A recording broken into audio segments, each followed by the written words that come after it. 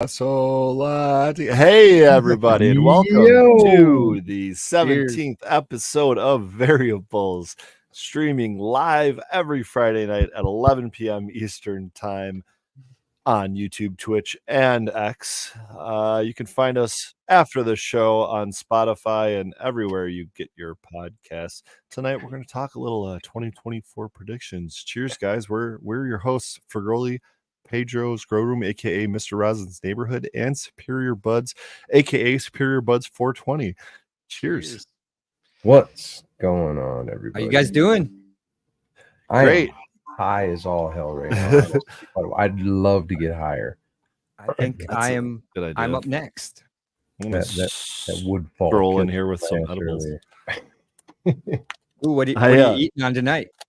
Just some leftover milk chocolate holiday bark. It's just look at that. That's those like 2-3 little pieces in there. 4, I guess, is 100 milligrams, and that's like just tiny little bit of chocolate. It's good times. My minimum's probably 200. I would probably fall on my ass with half of one of those. I've seen some people recently do that. Not like literally, but I did watch a guy whom we've had on this podcast. I guess I'll call him a heady boy. Took like a fucking 15-minute nap in front of me on the ground, on the concrete, face down. And I just stood there, making sure he was okay. I get the lightheadedness, the turn white, and then sweat from every pore on every part of my body. Holy cow! And then just like the wife knows, Miss Buds knows, just I got to sit down. You just got to leave me alone. Give me 10 minutes, I'll be good. Yeah. Only 10 minutes. That's all it takes. It's just like a wave. And then after that, I'm like, okay, give me some water. Let's go smoke another one. Rolling on the wave, man.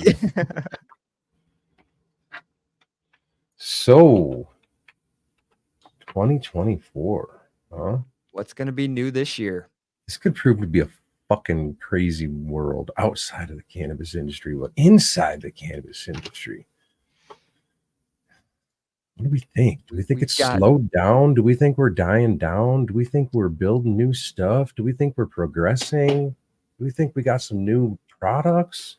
If I'm only looking at the data here in Michigan and the monthly numbers that come out of the medical and adult use / recreational markets, the sales numbers every month are increasing, but the prices are decreasing. So at a certain point, there will be a breaking point for a lot of businesses in which they will probably be go out of business, be acquired by MSO or someone bigger than them. Who knows? Yeah, we talked about it before, where people were overly optimistic in their projections of what they could do. That's something that weighed on me heavy when we were looking at everything, the ROI, and being cautious, and no one was cautious in their numbers. And we're going to see the result of that, but hopefully we get a stable market afterwards. I mean, I feel like I've had a lot of people come to me and who are in the food market or who just can't seem to get the good rosin, so they have to kind of stay back to the food or to the vape carts or whatever, but I do see the people that are producing good rosin, good carts, good, and I don't want to leave it to rosin, good extracts, good carts, good joints. Joints are going crazy right now. The dog walkers, we call them, but the people that produce the better products, and edibles can be better too. So I'm kind of stepping on my own words here, but they seem to be okay in the market. They seem to be, the prices are steady and they're pretty goddamn high. I mean, I think our vapes in a store goes for $70 for a 1 gram vape. Wow. See, that's what I was kind of wondering, is if after you have a race to the bottom, do you then end up with a secondary race for quality, which allows you to get that? That's what I'm, we know that quality's out there, but how would they? That's like a whole shift in your business model, practically, though. It really is. Well, no, I'm not saying that it's the same business that's doing it. I'm saying, does the market as a whole start fighting? Where now the whole market is racing to the bottom because everyone's trying to capture market share. And then once we get that and we stabilize by all the fly-by-nights, the get rich quick people fall out because they're not getting rich quick, do we then end up with a secondary rush towards quality to hold the market share? You can only sell shit so much when, I mean, there's always going to be a market for mids. A big yes, for sure. And I hate to always compare this to the alcohol market, but let's just do that for a second because it's been around a lot longer, had its own prohibition, yada yada. But if I think about the craft beer market specifically, it's not that it hasn't been around for forever, but it doesn't seem to be it seems that it's gotten a lot larger in recent years. And we'll call it the last like decade or decade and a half. I think you could probably even look up those numbers of the microbreweries, for example, and see that trend. Mhm. Now, how do we compare that to the cannabis industry? Because I don't think it's necessarily an education issue for alcohol, and that these are better hops and it's a better quality water or something. So I'm going to go drink from this microbrewery versus going and buying, Bud Light off the shelf or whatever. Right. But I do we have don't our thi- own class of hipsters that are stoners that are, and that's kind of where I'm getting to it. It's like I don't think it's necessarily an education issue for craft at scale, although I'm a huge proponent of it and do encourage it and think that would help in a lot of different ways. I think it's almost just like a marketing thing, I guess. Does it seem more like that than right? anything else? I mean, I don't you know look what got microbreweries so big. Like, what was that shift? I've worked at a lot of big companies, and every single one of the big companies I worked at that were number one in their field were a marketing company first and what they did second. That was kind of how they operated. So you may be onto something. It may just be a marketing, which is partially educational if you think about it. For Dude, sure. marketing and packaging is a huge part of the industry out here. Yeah, Oh, the everywhere. It's kind of a packaging is huge part of the Packaging is fucking, big. it's kind of a huge part of the heady market. There's kind of been Yeah. a clash lately regarding the no seal, no deal. I call it bullshit, but the no seal, no seal bullshit. Whereas basically, if you get a jar like this anymore from somebody that has no seal on it, that doesn't prove that it's from whoever the fuck you want it to be from, then you're not going to buy it, or you're going to question it, or you're going to this, or you're going to that. So I guess not being able to see your product before you buy it is becoming more and more of a thing. That's an Mic drop. interesting drop way my of mic. framing that. I'm a fan. I don't personally do it myself with the seals. It's an added expense and both monetary, albeit very small, and time, and packaging is timely. Fuck it is. Especially if you're, or it can be costly too, especially if you're trying to win that, marketing thing that we're talking about. The no seal, no deal thing is kind of funny, and it's just another one of those elitist bullshit heady It is. freaking things that it's just gonna drive me crazy. The reason they're doing it, The problem that is, as much as it, just to jump in, as much as it irritates us, it's fucking working.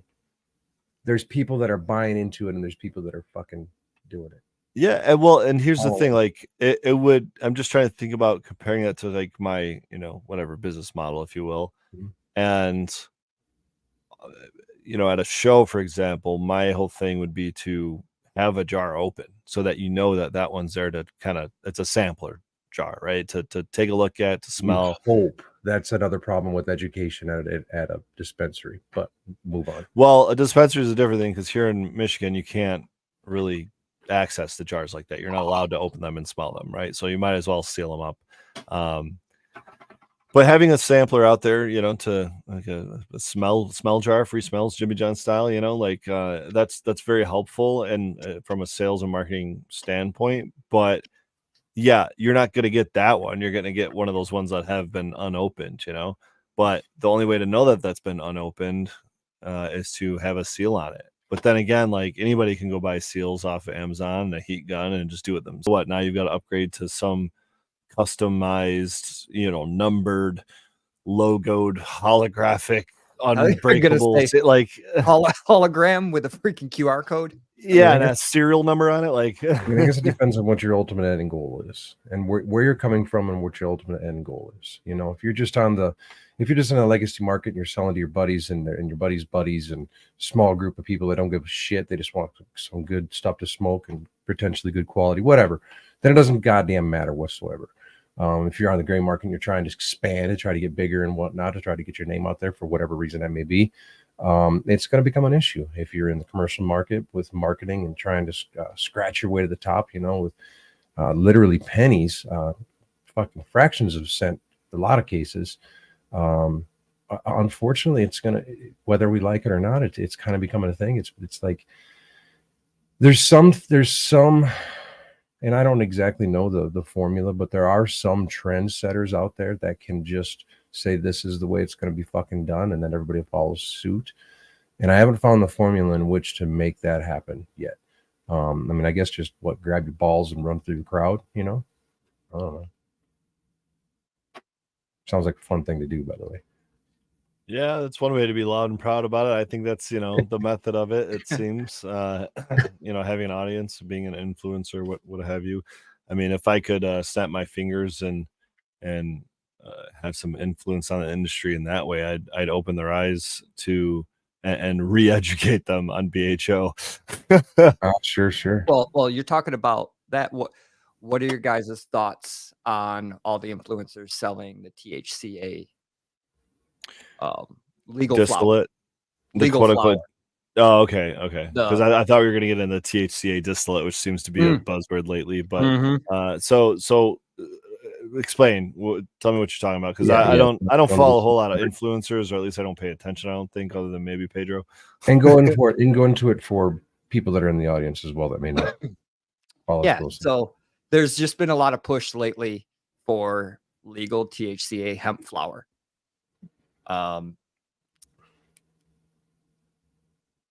And you have a lot of influencers pushing it now. Legal in all 50 states because of the Farm Bill, so they can ship anywhere. And their thing is THCA. What is the difference between THC and THCA, and why? THCA has the extra molecule, right? And the acid attached to it. Yes, right. The A, and that breaks down under decarbing into THC. So now it's a psychoactive ingredient.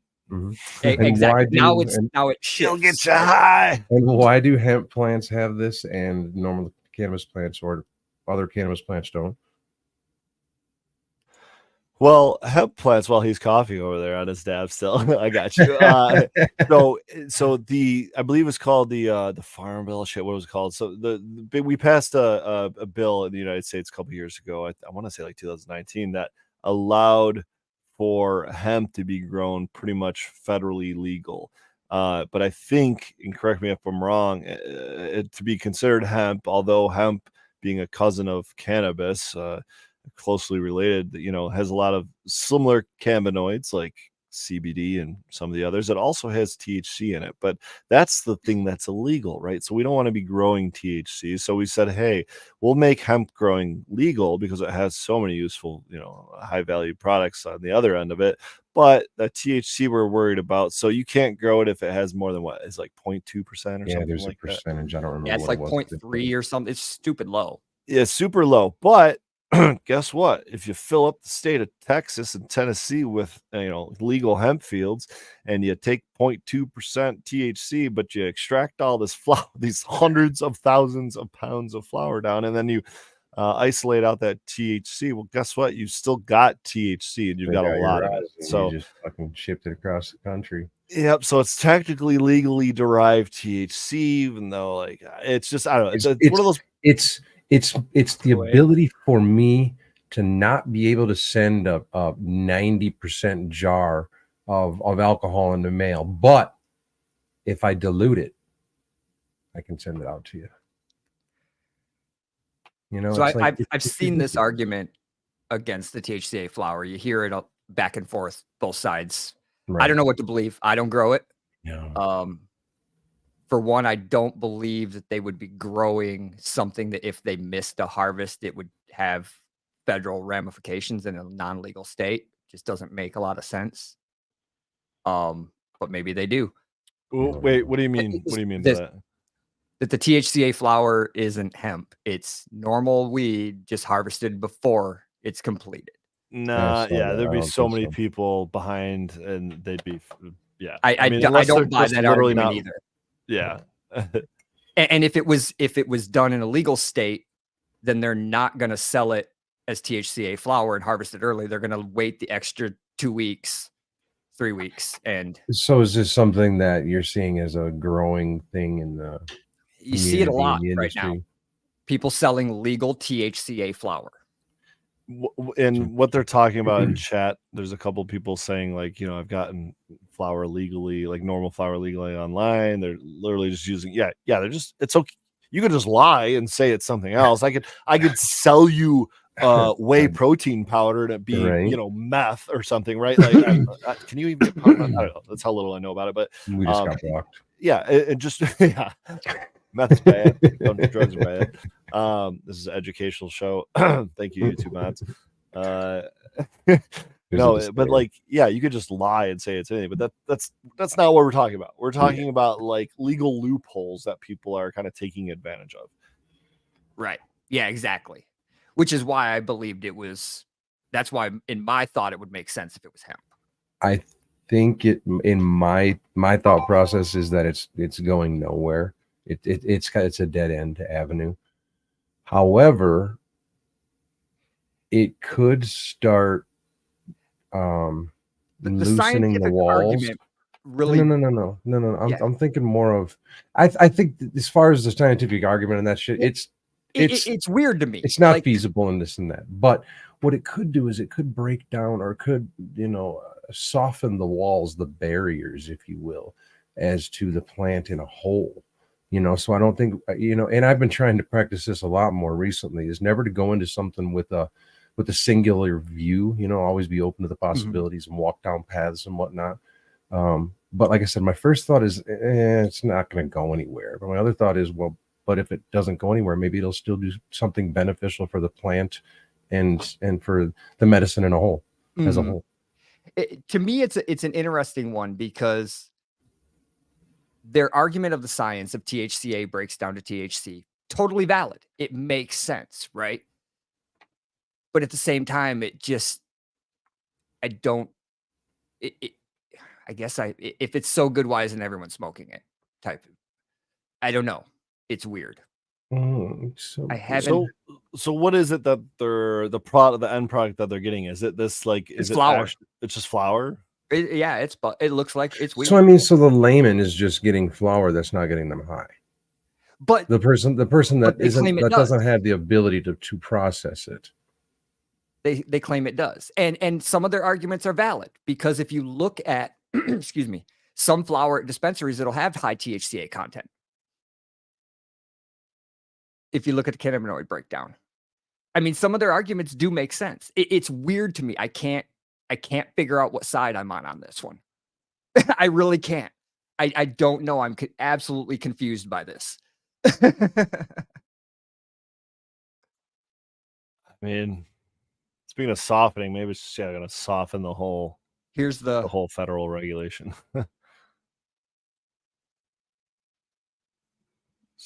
Converts to THC. I mean, you heat up THCA, and that's what it takes to convert it to THC. So that makes sense. So you don't grow THC, you grow THCA, and then when you dab it with a torch like Pedro's doing, you stuff it in an e-nail, you put it in your bowl, and you light it on fire.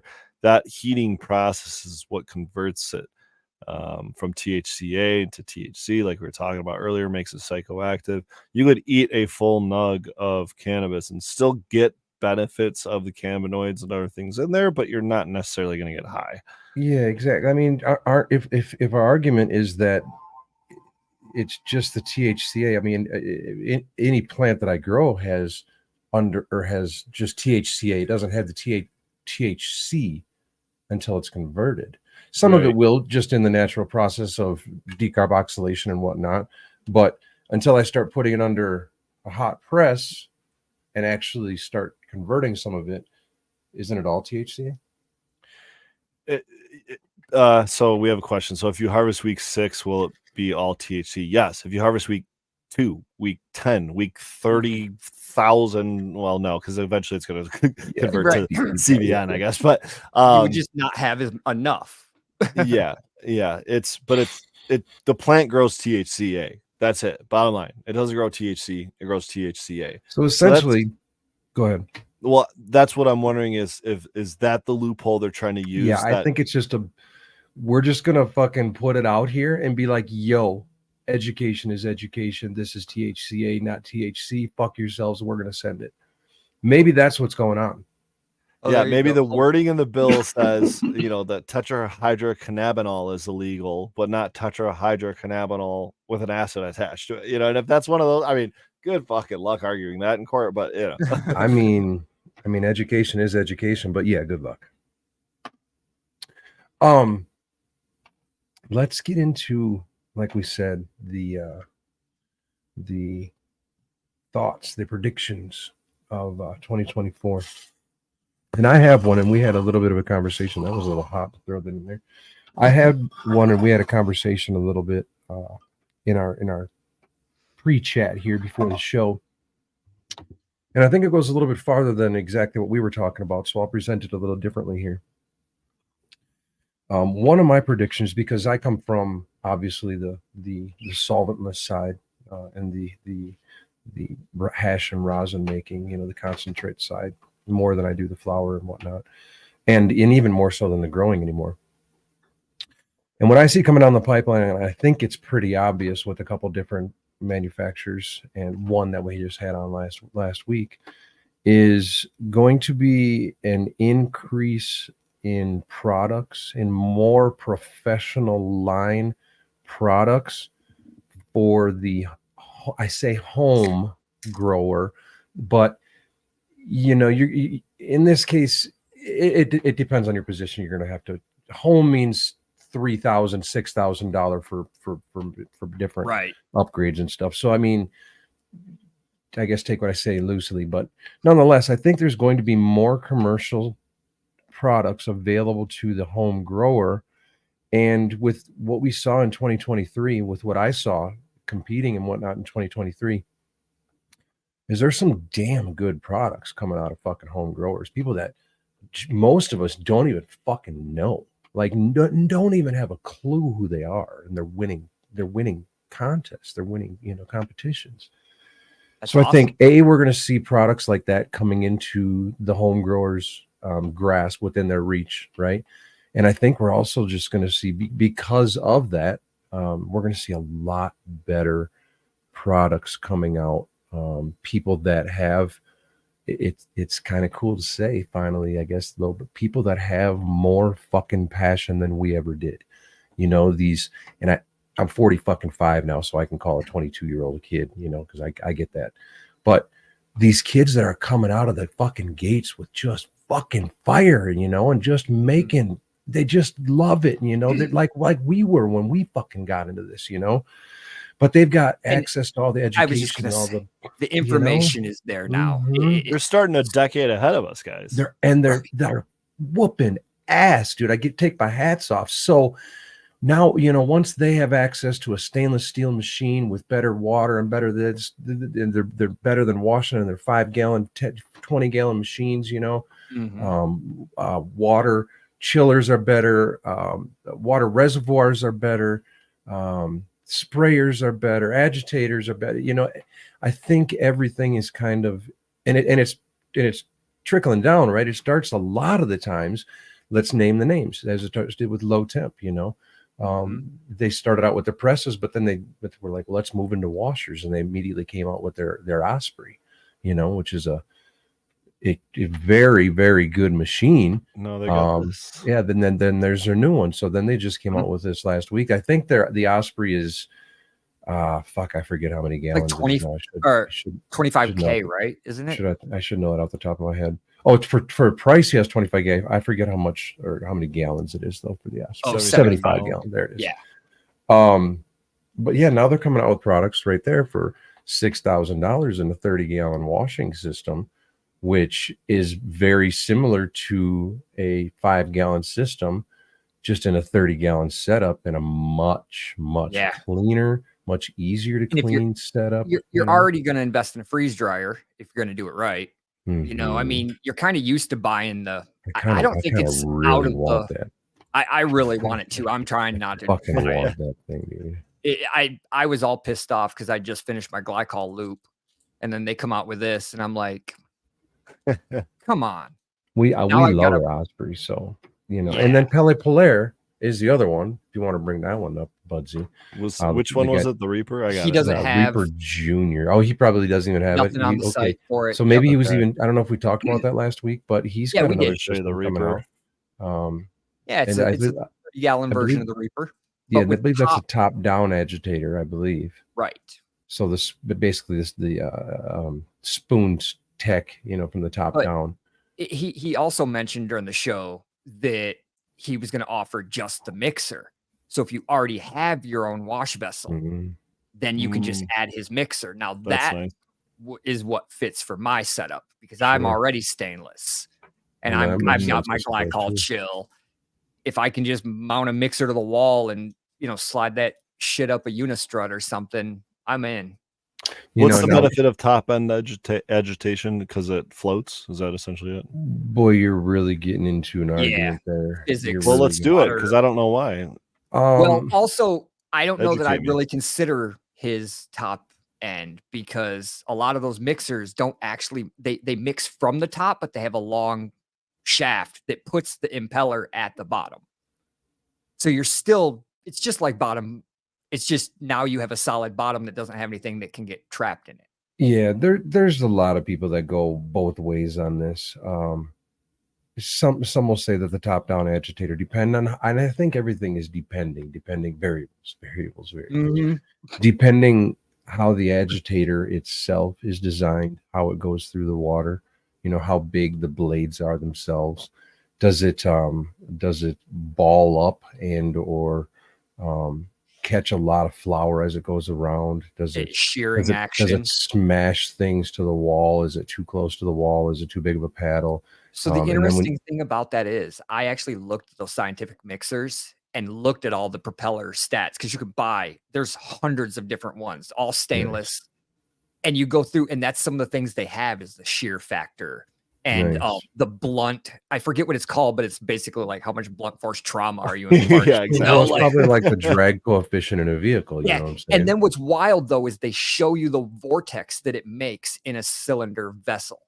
So it'll Right. show you what the mixing action looks like. Is it That's kinda mixing cool. like That's this? Is it mixing? It's wild when you start going down that rabbit hole. Right. I mean, it's been obvious for years. I'm a proponent of low temp, and their bottom agitator. I've washed with the 5-gallon system for a long time, but their bottom agitator, generally, if everything is right, God, variables, holy fuck, that just got my head rolling there. Your flour doesn't come in contact with the bottom impeller generally as much as it does with a top down agitator. I totally agree. And you don't have a shaft in the way. Yep. But now we're getting into if Rackham's or probably Terp is in the chat here, they'd be yelling at me because they're all hand washers and there's not a whole hell of a lot of difference between hand washing and a top down agitator. And here I am washing with the bottom propeller, and they're making fucking fire. That's for sure. At least as good, probably better than what I put out. The fan that I have in my lung room is one of the Hurricane Orbitals. So the blades and the motor all move as a single unit, right? And it does this weird figure eight, the whole inside the cage, the whole thing rotates. It's pretty wild. So I was staring at that thing the other day like, oh man, if I could put that above my hash washer and have it, that's like the perfect hand. I could just mount a freaking poly paddle to it and go. get a fan speed controller on there. Yep. I actually looked at someone who had multiple just angles and pieces of metal bolted together so that when you had a piston going in and out that they were getting a figure eight motion. But so Rob had that question there. for small home grow, what's nice but not 6G? My answer to Right. that is nothing yet. Right. Let me ask you this: last year, what was available for $6,000? idea.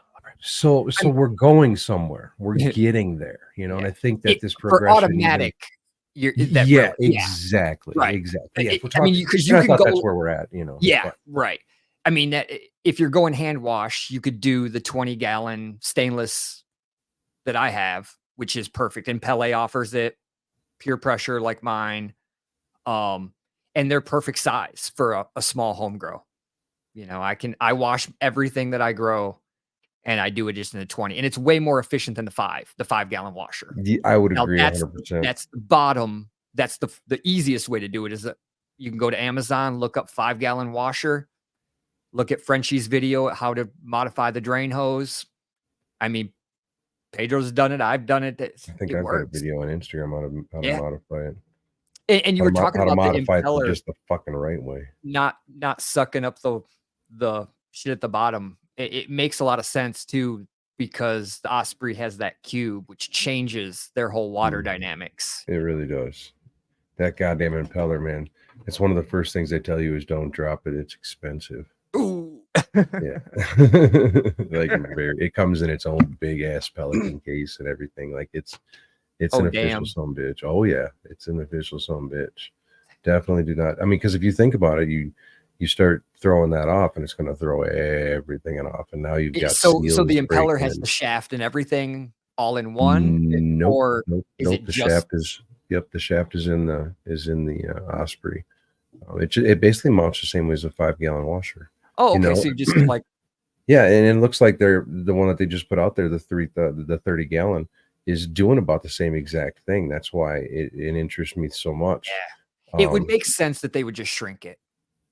Yeah. It's a genius move. I mean, we need something at that Yep. like you were saying earlier, I don't know that it's for every home grower, but No, if you what it's going to be to build your own lab, it's the next proper step. Like Yeah. like you said, cleanliness. I mean, everybody's dropped, a couple $1,000s on lights and whatnot. It's unfortunately just going to have to be a couple guys going together and gonna drop it on a machine, and they're all four gonna wash on it, but unfortunately, from right now, this is what we have available to us. I believe it is milled aluminum. Oh, okay. So believe. soft, lightweight, probably definitely something you don't want to drop. It is not lightweight. That's what makes me think maybe it's not aluminum. I Oh, remember that thing not being very lightweight. So I guess I can't tell you. Look it up on their site. Find out. They'll tell you. It's one of their main components, of course, to the machine. right. So I mean, they highly And a lot of that cost for them is the stainless itself too. Oh, for sure. mean, that I do like. Excuse me. They did say that the controller is the same controller for the plates. I saw that. So- I did see that. So in you the can actually pictures, take your controller, take it off your Osprey Mini, and go put it on your plates. Now, my question to them was, but can I buy the Mini without the controller? Because I already own the controller. Right. So now they need a special SKU for me. What's that discount? Right. How much Right. does that save me? Because I don't remember how much the controller was. I don't remember either. What about you, Fergroli? As far as on the same note, processing at home, is there anything, or does that have a floor? I guess you would say not a ceiling, a floor at the commercial level, where like anything under the commercial level, people don't do it and or shouldn't do it and or. Well, I mean, I to each their own. You know what I mean? I'm not here to give a legal or.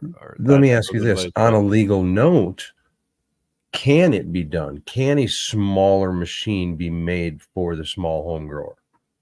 On a legal note, I'm not here to give legal advice, but that's definitely where it all started, right? So, all of the equipment up until a certain point was made for the small home grow, because commercial grows just kind of didn't exist to that extent. I mean, they were coming online and everything, but the commercial side of the BHO equipment expanded significantly in the last, ooh, nearly a decade now, but really the last like 5-6 years, I'd say. Um, everything from getting smaller to getting bigger to getting colder to getting more efficient. Um, the engineering has come a long way, I would say.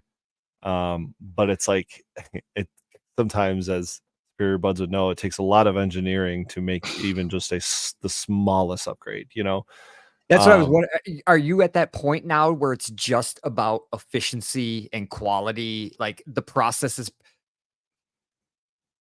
like, is there another level to the process? Do you think there's another? I obviously we don't know it, but uh, do you think so there's for another me, level? for what I do, absolutely, there's multiple more levels, from where I'm at, but that's also a scalability issue, right? So, there's only so much I can do right now in terms of keeping scale. I think I've done pretty much everything I can do in terms of maintaining and achieving a high quality, but uh, to make some significant advancement in the process itself would take also a significant investment, and so it's kind of one of those like break even points of where it's just Right. kind of not worth it, right? That being said, at scale, if we're talking commercial level, like there's always improvements to be made, but they're just such minor improvements. And ultimately, I think we have the process down, and it comes down to fire in, fire out, right? And so we can make these technological advancements for like CRC and different filtration methods and ways of cleaning up crappy product and stuff, but like that's not really where I want to see it go. Right. So I don't really have an interest in pursuing that kind of even line of thinking.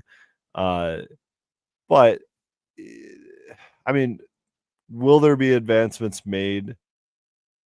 significant advancements made in BHO in 2024? I'm here to tell you no, because there's not enough focus on it right now.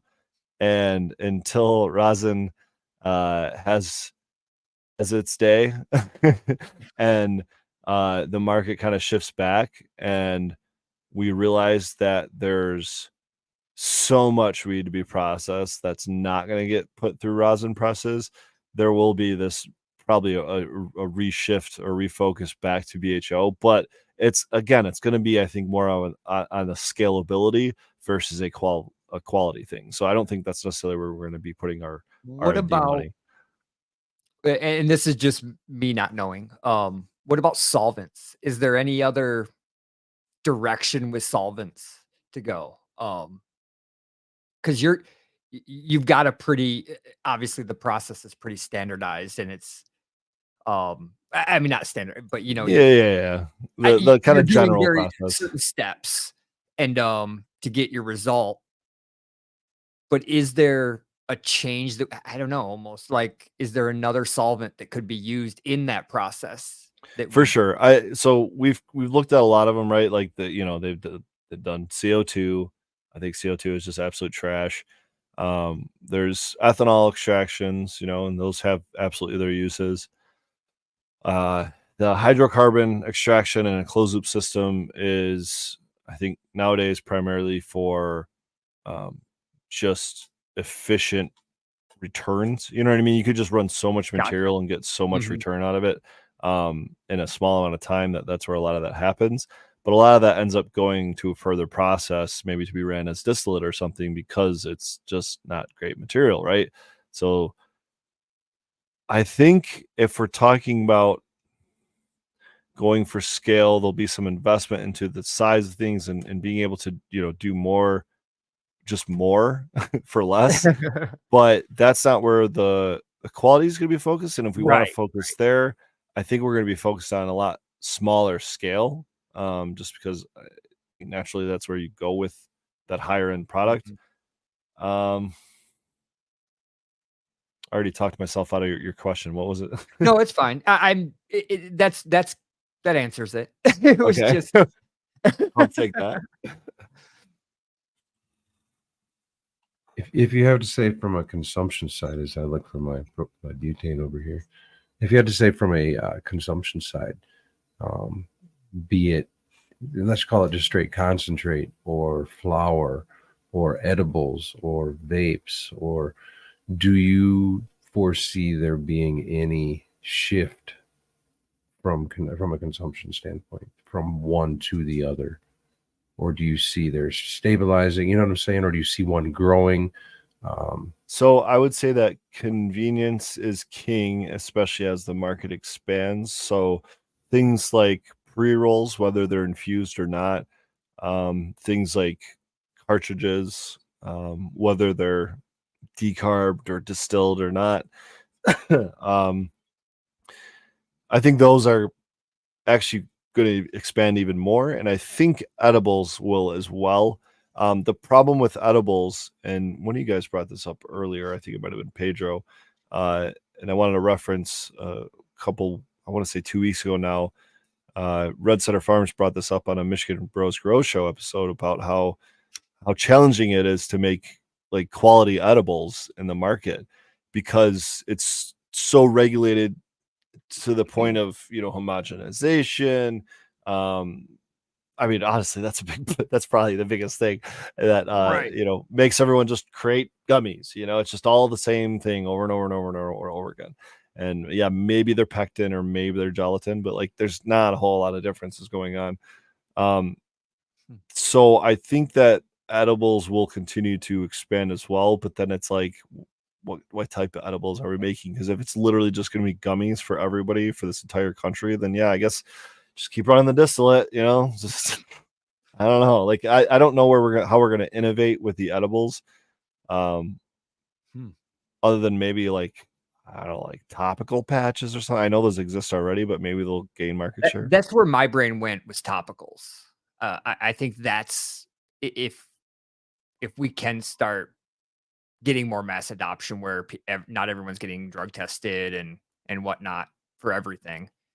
Um, I mean, it helps with people's muscles. You've got all kinds of things it helps with, and it's just an easy way to toss a patch on if that's how you want to Well, consume. and that's kind of where my thought goes too.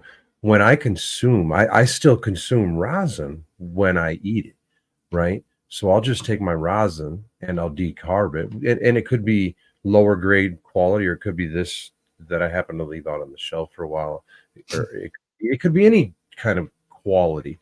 And I just decarb it, mix it in coconut oil, dilute it essentially to whatever with a compound that that binds to it, that's easily processed by our body nonetheless. Um, and then we take it like a medicine. We put it in a goddamn capsule and we swallow it. Why do we got to be eating sugar? Why do we got to be eating all these things? So that's the education versus marketing, right? Agreed. Like, because yes, I agree, it's the way healthier way of doing it, but Mrs. Ferroli just walked in here and goes, "It's like taking your daily vitamins." And that's simply what it is. How many of us took Flintstones vitamins when we were a kid? How many of us take a daily vitamin gummy or some little thing? Like, yes, we could swallow a pill, but there's also like the whole anti-pharmaceutical thing. And there's a lot of like, kind of people just don't like seeing it a pill. They don't like seeing it a syringe. And then you got this basic, square gummy that you can just pop a couple, times a day or whatever. Yeah, it's again, I think it comes down to convenience, right? And yeah, a capsule's super convenient, Pedro. To me, there's no difference except more positive things out of it than a gummy, especially the fact that they're typically a much higher dose, right? Yeah, and that's where I was saying it just comes to the dilution rate. But yes, that's variables. Again, it's just so much regulation too. Like the variables in regulation, state to state, municipality to municipality. Like I will say much easier, especially on a scalable size, or much easier to homogenize. Much easier. capsules are. Is that what you're saying? Yes. Well, the oils and whatnot, like I do the diluted in coconut oil, and now you're gonna take over because my banger's ready, and I'm not doing this. Okay, so here's what I think about 2024. If we're talking edibles and going down this line, and oils and waters and how they don't mix. And one of the things that maybe we'll get to that later, but beverages, guys, beverages still haven't really taken on. There some markets have them, some have made them illegal, some haven't really figured out how to regulate them. Michigan really had some challenges with them. At the beginning, we said no to any refrigerated products, whether it be edibles or beverages. We just basically said no on beverages. There were some massive grows that were some of the first to be licensed that spent millions of dollars creating these beverage facilities to process and produce, drinks, all to not really pan out for years in Michigan. That's one of those kind of untapped parts of this emerging market that I think could be expanded on. And if we're talking convenience, guys, I mean, what's more convenient than a freaking beverage, right? There's no smoke, there's nothing you got to chew. You just kind of sip on it. You could chug it. You could have a little shot. You could have a big gulp, or whatever you want to do. From my understanding, is a big reason that people stay away from them from the manufacturing side is, well, it took a while to get the science down, because if we're creating, like, say, a distillate, right, that's an oil. Oil doesn't mix with water. And another part of it is the THCA or THC, I guess, in this instance, tends to stick to the sides of the container that it's in. And so when you pour that liquid out or drink it, right, maybe 10, 12, 15% of it is still stuck to the beverage cup or whatever device it was transported in. And so really that 100 milligram drink is now 85 milligrams or something. Even though it's testing for 100 milligrams, you still might not be able to get all that out. It's not just getting that last little backwash sip out. It's literally just stuck to it's like, adhered to the plastic or whatever it come in. Yeah. So there's just a lot of challenges when it comes to creating a beverage, but I think that's one of those areas that we're kind of narrowing in on and getting down, and probably will be mass produced here maybe this year. We'll see. Predictions. I would love to see it be able to get mixed properly. Was it the nanoparticles they were doing, and Nano infusion or whatever. I know they're doing that in edibles and stuff. Shout out Kana in California. That's one of the ones I know that was early on. Gosh. Well, that one took me to another level. We'll see how interesting this gets. What were we talking about? Beverages and those taking on. No, I mean, honestly, even from a pill, like a capsule concept, like I like to do anymore, or to a chocolate, like for Girlie was having earlier before the show. I don't know if he even showed it during the show, but from even if I take a capsule, right? If I'm just standing around and I pull it out of my pocket and I pop it in my mouth and I take a drink of water, that's noticeable, right? For Girlie's over there, he's eating a chocolate bar, blah, blah, blah, blah, blah. As not as noticeable, it's noticeable. If I'm just standing over there next to you and pop my jar open and I just took a hit, it's a lot less noticeable. To me, it seems anyways. Albeit I still, besides convenience, it seems like that's the revolving answer here. If you're taking it as a medicine, which if you're taking it in doses throughout the day, you are generally taking it for medicine purposes, medicinal purposes. Even if that's not your intention, it is still medicine. Yeah, agree. Right. I guess agreed. Yeah, I know we can cross lines there, but why not just take it as a fucking pill? Why not just take it in its purest form without having to involve another carrier? Well, I guess, I mean, you're involving in coconut oil as a carrier at that point in time, right? But you're taking it in where do you draw the line? There we go. Variables.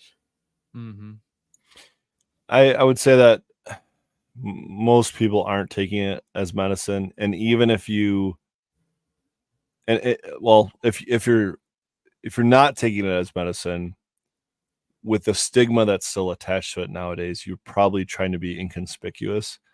And so that's where I think another plus in the beverage category. Yeah, the water bottle comes in. I mean, you can just walk around I mean, and that would insinuate though that you'd have to take your purchased container and pour it into another container to drink it to be inconspicuous. But yes, Yeah, otherwise you got this like metric labels slapped on the side Yeah. of it. I mean, they're not green making them cross. look like other brands anymore, hopefully.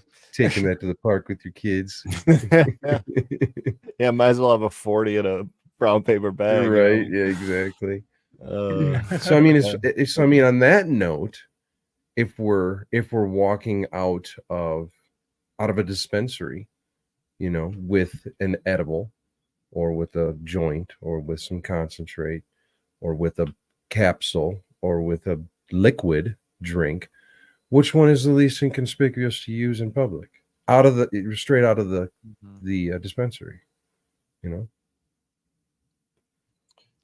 It's definitely the beverage.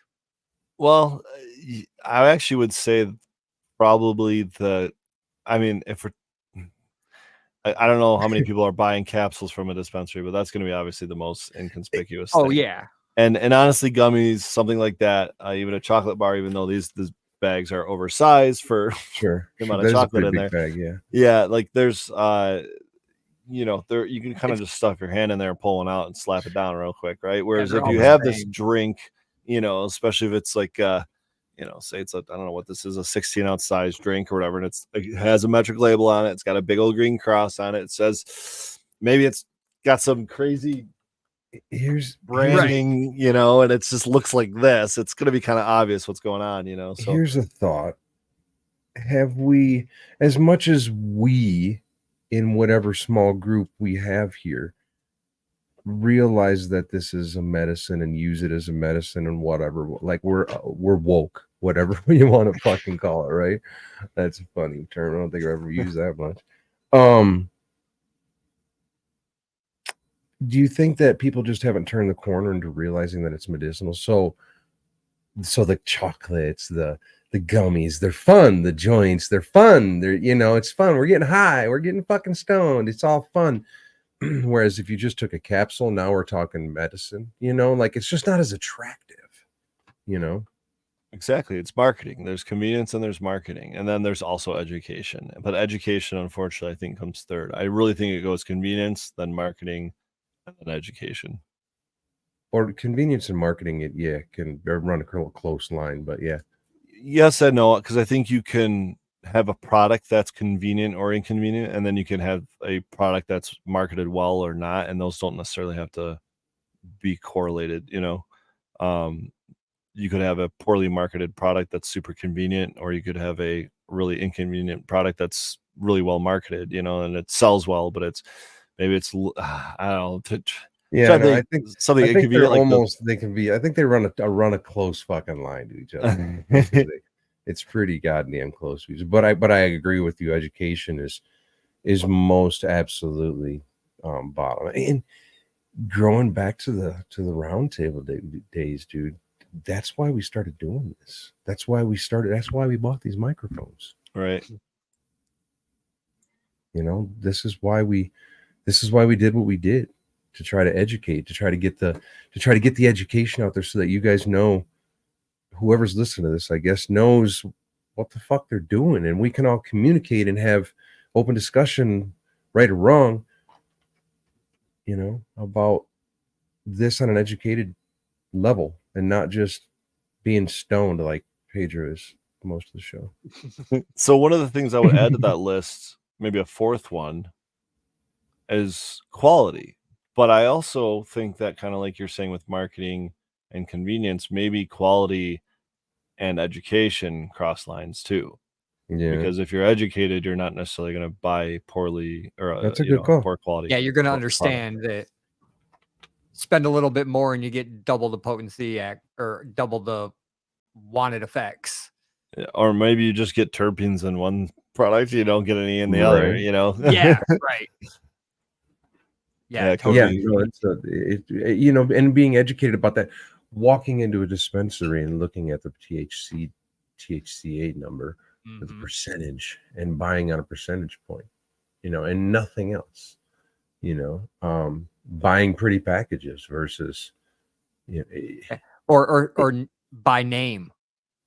And maybe that's how I feel about most strain names. And maybe people shouldn't. Flower. Maybe people shouldn't have to, and of course they shouldn't have to, dig this deep to have this information, but the dispensary's not going to post it on the fucking wall, you know, because they want to sell everything. You know, they're not going to tell you which ones to buy and which ones not to buy. Mm-hmm. You know, so you kind of got to dig at least a little bit. You got to go into a little bit of something. I buy on Lineage. Hopefully they're being honest with that. You know? Yeah, Right. yeah. I mean, Lineage anymore is, don't get me going on what happens on the commercial side behind the scenes. Well, can I ask you about that? Because I just had this discussion in my weekly meeting this past week, this current week, I guess. And one of the things it seems, to my understanding, is that with like a metric facility, once you bring in a cultivar and it's named something, there is not a point at which, whether it be cloning, whether it be harvesting, whether it be drying, curing, packaging, whatever, there's not a point at which you can rename that strain to something else. Correct. And if you do, at least here in Michigan, you're going to get fined for it if they catch you. Correct. Unless you breed with it. And then you can. Fair enough. But that's not that. That's not yeah. that cultivar anymore. Yeah. So go ahead. So you're talking about behind the scenes and ways to get around that. I'm thinking of one way. Can you just say you brought in a new batch of clones, but it's actually a clone? Say I've got Clementine, right? And I clone Clementine, but I say this next batch of clones is a new batch, and it's actually called Pedro's Orange Funk. You know, couldn't I just? Would that be a behind the scenes, quote unquote, way of just kind of skirting those rules? I don't know the metric system well enough, and I'm not in the packaging facility, the naming and the packaging department. That's actually run by, I don't want to disclose much information about the company, but that's not to say that somebody, I would think, couldn't.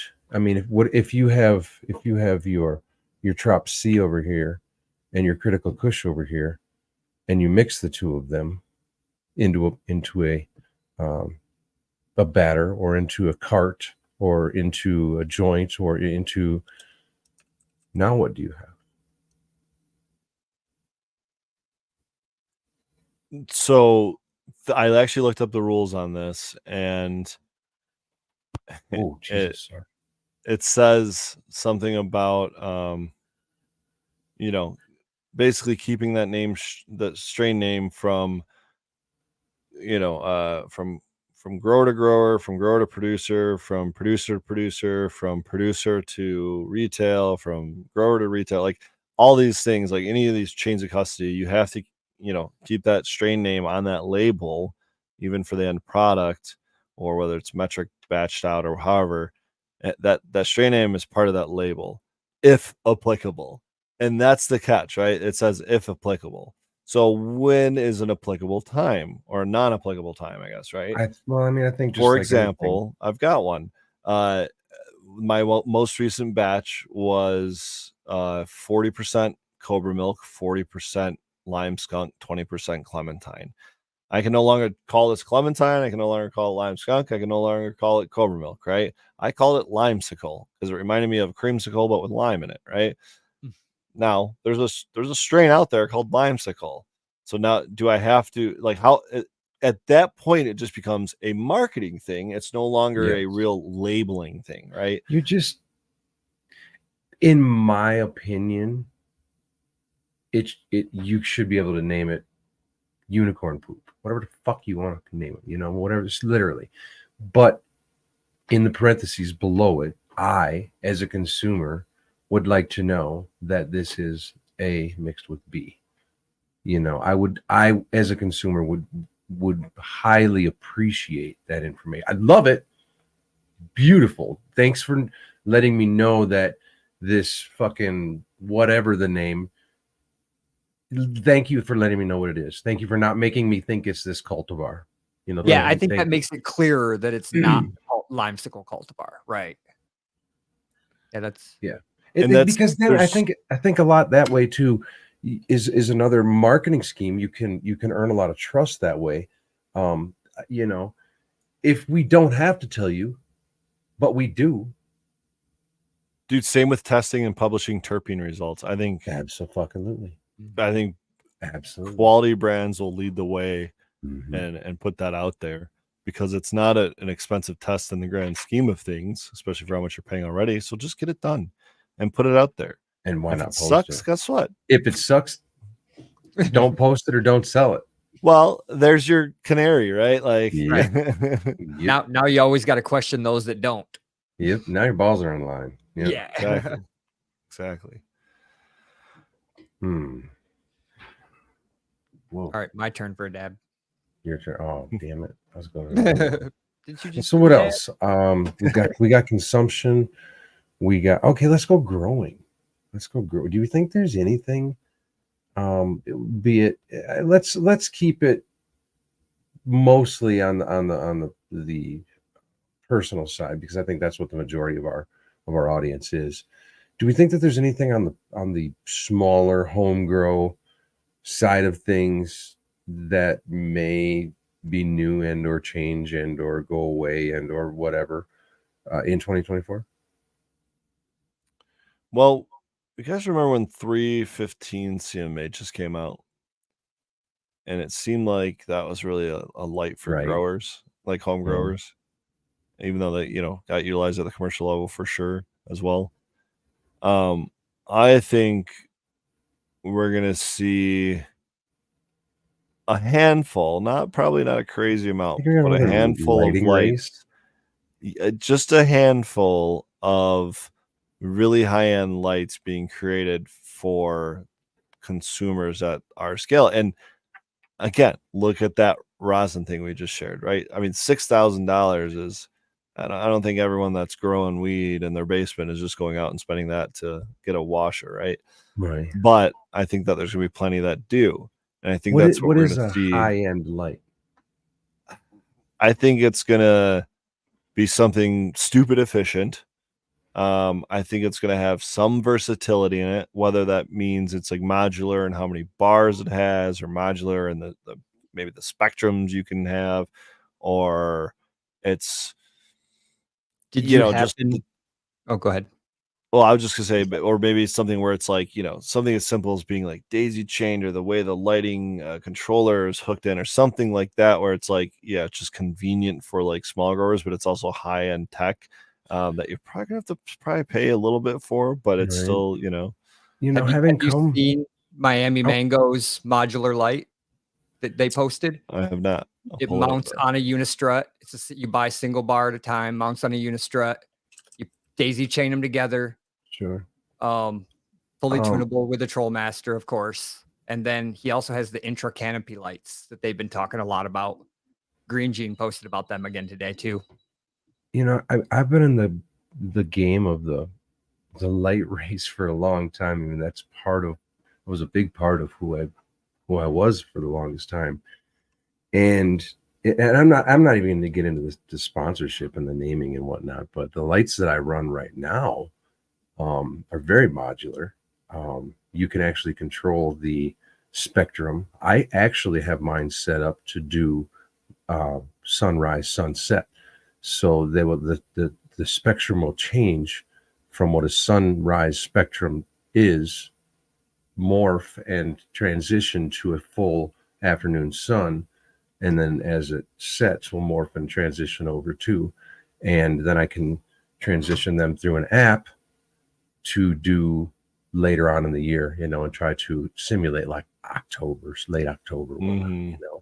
So I don't know, and again, not trying to advertise, but I don't know what more.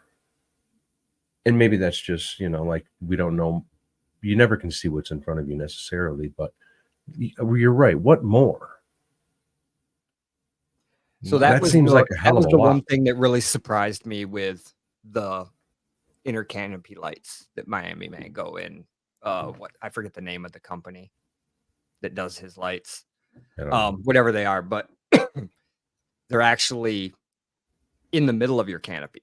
And what it does is it allows you to reduce the amount of light you put from above and still, so you actually get to lower your wattage and have just as much coverage, and you get deeper penetration inside the canopy. I like And it's a penetration. really interesting concept. I mean, all the science makes sense, but it's just totally new, and it's interesting to see. He says he's been growing that way for a long time. So Big name in the industry, and Green Jeans along the way. I he partnered up with totally Green Jeans agrees for with the a little science while. on it. Yeah. So yeah, I mean, I'm not a light guy, except that I've been in it. I've seen it. I've seen what it's been through. I've seen where it is. I don't see where it's going. We need to have some of them guys on here. You guys, That would be a good you guys in chat, go tag GML. He's popped in here in chat before, but go tag Grandmaster Level and have him get on here because he's definitely on the cusp of new technology in terms of Right. LED, and especially when it comes to efficiency. I'm looking With at Green these Jeans, Mango Grow Tech Mouse, ones. Yeah, I mean, any of these guys, I'd love to have them all on. Whoever the hell you guys want to see, let's do it. Let's just get them in on schedule. And yeah, I don't know nearly enough about LEDs. I'm fully LED now. I don't even run the random spare T5s that I still have sitting around. Like everything's under LED. I'm using 3 different brands. Some of them have been shipped to me via, I guess sponsorship, if you will. Some of them I paid full price for. Some of them I've gotten discounts on. It's I've got a variety of them, but I love growing under LED. I would never turn back to HID at this point, and I think that the technology's got to go somewhere. And so I think there's actually going to be a race for some serious market share here this year. I think it was already happening last year, but I think it's going to be pretty aggressive this year, next year, because I think any facility, like the facilities that are closing down, yeah, but any like retro type fitting that's going to happen. I mean, people are going to be upgrading. I know I'm all over the place right now, but like these rebates, like there's rebates where these companies can basically get these lights for free, like, and then the just because efficiency of the gains electrical. on Yeah, everything else in the room. yeah, man. Like you're just It's not less. just the lights; it's the Yeah, DE, the freaking AC. AC. Yeah, everything, man. At the heights of the, you could build rooms differently. It's just there's a lot that goes into that. So Yeah, the vertical rooms are insane now that people are building. yeah, they drive me insane. I would never want to work in one. I guess that's all I can say about them. Like I get the idea. They're fantastic for a lot of reasons, but do not put me in one.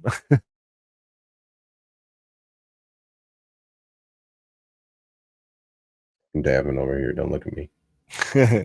I was Superior's recovering. Sorry. feeling it. Yeah. Just over here popping chocolate. Yeah. Yeah, I think this is a pretty inconspicuous way to consume cannabis. Yeah, yeah. Big old torch gun.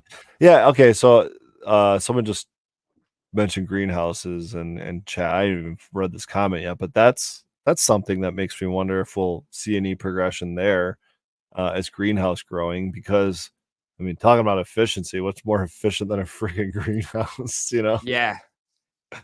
Yeah. Look at that cloud. We lost you for a second, Pedro. Holy smokes. Light depth greenhouses are freaking awesome. Dude, that's what I'm saying. Yeah. I hear there's I hear that there's a lot of talk about differences between a greenhouse and what do they call the other? A hoop house. A lot of people won't consider a hoop house a greenhouse, and a lot of people won't consider a greenhouse unless it's light depth. Some more elitist talk bullshit. I hate this. Well, nonetheless, there's always got to be lines drawn from the kind outside. of. But I think what I would consider a greenhouse is some kind of control. It has to have some kind of control, right? Because it's in a greenhouse. So I'd say probably some kind of filtration and some kind of maybe humidity and obviously temperature. But I think that's the benefit of it. I think that's highly the benefit of it. I've been running, I call it a greenhouse for quite a long time. But I think it's 16 by 48. But it's a hoop house, but I've modified it to where I have an intake that is filtration and humidity. and actually cooling all in the same fucking thing, which is kind of cool. And I block UV until later on in flower. And so I have control over it. It's not automated control, for sure, not automated control. But I think it's a great way to grow outside. And I believe in a lot of states, it qualifies as being out of sight. Yeah, it depends on the Yeah, I mean, I'm not state. speaking Here in Michigan, it legalities depends or on the not. municipality. Some municipalities will say just close and lock facilities. Some will say, yeah, basically out of sight. Like, so it's got to be like, got to have fences around it. Or Mine was Mhm. outside and behind the chicken coop, but Yeah, but you live in the middle of you live in an island Yeah. or something. You don't count. I swear we're gonna actually finish our greenhouse this year too. I bought the post last year and just never got to it. So I was dreaming about this earlier this week as well, and I would love to have a couple light depth greenhouses that are fully environmentally controlled with supplemental LED lighting, organic soil beds, automated watering system, soil testing, all the everything, CO2, maybe some geothermal in there as well. Plus, heated floors so that I could run these things year round. That's what I was going to get at. And that's if we're what talking $100,000 a greenhouse, I think it's worth it at the commercial level. I mean, you're probably starting to you might be exceeding $100,000 depending on the size, of course. Right. I think it's the heated floors that take big over time. 100K. That throws you big time. You can do some really cool shit though with earth batteries and an insulated like 6 foot deep. You insulate down, and then you just build rock something and then sand. Yeah, you can go sub level, or so what do they call that? Yeah, and then you run the damn subterranean, the vent hose all the way through the French drain, the sleeved French drain hose all the way through it. Then you just put like an AC Infinity, literally, is what I watched a video. Just dude built one of the solar greenhouses that's angled exactly to his latitude, right? Pointed to the sun, and it warms it up, and then it actually keeps it completely cool in the summer and completely warm in the winter. And he's growing crazy shit in Canada. I think he's right around my latitude, if I remember right. Nice. Not all of us are fucking nerds like that. Because then, I mean, sounds like some Egyptian fucking pyramid shit. Putting it all exactly within a 0.001 degree. Yeah, mine went because like there used to be a road on my property, and we built a chicken coop there, and then the chicken coop was just facing that direction. I don't know why. We just did it that way. And now I have to build a greenhouse on the other direction. So I don't know which direction I'm facing. It might not be the sun, but I'm building a greenhouse there. Sure. As long as there's sun. Yeah. There's going to be a 25-foot roof that's well pitched and clear. So it'll going organic in a greenhouse. And, I know there's plenty of people that do it, but the complications are pretty ridiculous when you start talking about above ground, like pots, and especially variables, fucking variables, how big they are and what are they made of? Are they solid? I told you about fabric. Are they my weird experiment with the above ground bed that I built here? Or it was a 3x3x3 above ground, and I literally just did a lasagna bed. I brought nothing from outside my land. It was shit from the forest. It was leaves. It was chicken shit. It was hay, straw, whatever. We just layered that probably 20 layers deep. There's some wood in the bottom, and I grew a freaking 20-foot monster in that damn pot. Oh yeah, there you go. There you go. It's still going. It had cover crop, but I remember when I did mine, I wanted to go in ground because I was on this fucking hyper elite, as for girly would call it, organic like training. no-till and Yeah, and I was like, I'm going in the ground, right? I'm just fucking. So I remember bringing my father-in-law's tractor over here. I dug a trench, 4 or 5 foot wide, 2 or 3 foot, about 3 foot deep, and built my greenhouse over that, and amended the soil, and it's been rocking since I've done that.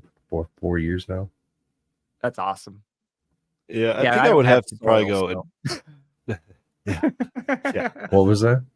I don't He have doesn't have any soil. I live soil. on a fucking sand dune. Yeah, no shit. You live So- on it. Gotta Yeah, find that does see somewhere. that. But there's another variable that Yeah. that comes into play. You know, it sent me down the rabbit God hole damn, of that's a really good variable. terra preta. How do you say it? It's the Amazonian soil. And how they there's a whole, I mean, you can go super deep. We don't know how they made it, is basically what it boils down to.